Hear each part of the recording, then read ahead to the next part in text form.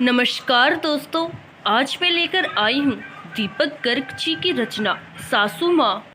लो देखो, यहाँ आराम से पसर कर सो रही है कुंभकर्ण की तरह। अरे उठ, देख बिरजू दफ्तर से लौट आया है, कोई चाय पानी पूछ। ये लक्षण है इन नई बहू के। अरे निगोड़ी, ये तेरा ससुराल है, मायका नहीं। सासू माँ की आवाज़ सुनकर रीतू की नींद टूटी, जो कि गहरी नींद में सोई हुई थी। सासू माँ की आवाज़ें सुनकर जाग गई और आंखें मलती हुई उठकर बैठ गई। इस लड़की को अगर सही से बताया नहीं जाए तो हो गया घर का बेड़ा पार। राम बचाए ऐसी लड़कियों से। सासू माँ ने फिर से कहा, क्या हुआ मम्मी? छोड़ो, थकावट से आंख लग गई होगी रीतू की।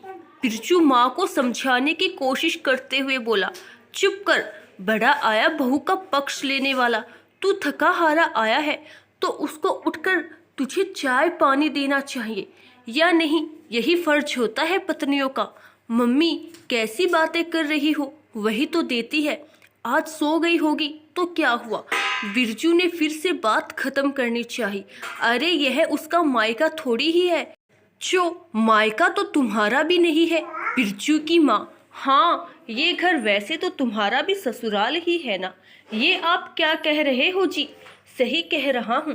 तुमने भी अपने ससुराल को अपनी मेहनत और लगन से अपना घर बनाया है, मेरी माँ और बाबूजी का दिल जीत कर। वैसे ही रीतू बिटिया को भी कुछ वक्त दो। और ये क्या है? ये तुम्हारा ससुराल है, मायका नहीं बोलती रहती हो। जब तक तुम बहू को इस घर को अपना घर नहीं समझने दोगी, उसका मन भला कैसे लगेगा?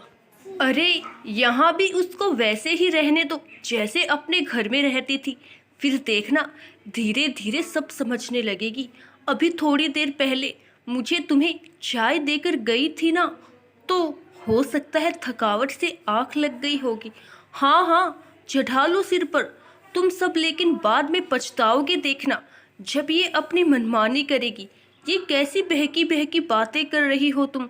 यहाँ जन्म लिया, बचपन बीता उस घर परिवार को छोड़कर यहाँ हम अजनबियों के बीच आई है, जिन्हें बेमुश्किल कुछ ही दिनों से जानने की कोशिश कर रही है। और वैसे भी जैसे कभी नर्सरी से कोई पौधा लेकर आती हो अपने घर में लगाने के लिए, ये जानते हुए भी कि वहाँ जड़ें हैं।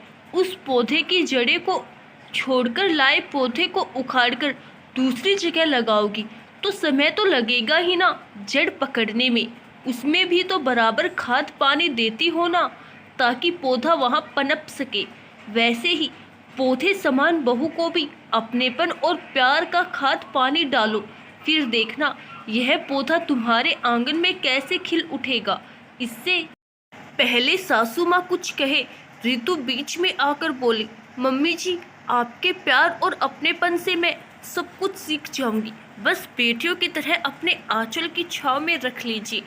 ऋतु की भीगी हुई पलकों की ओर जैसे ही सासू माँ की नजरें गई, उन्हें ऋतु में अपनी शादीशुदा बेटी की छवि नजर आ रही थी।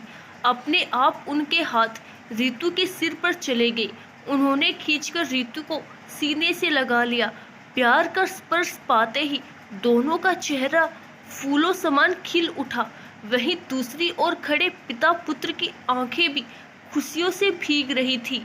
आशा करती हूँ दोस्तों, आपको हमारी आज की कहानी जरूर पसंद आई होगी। धन्यवाद।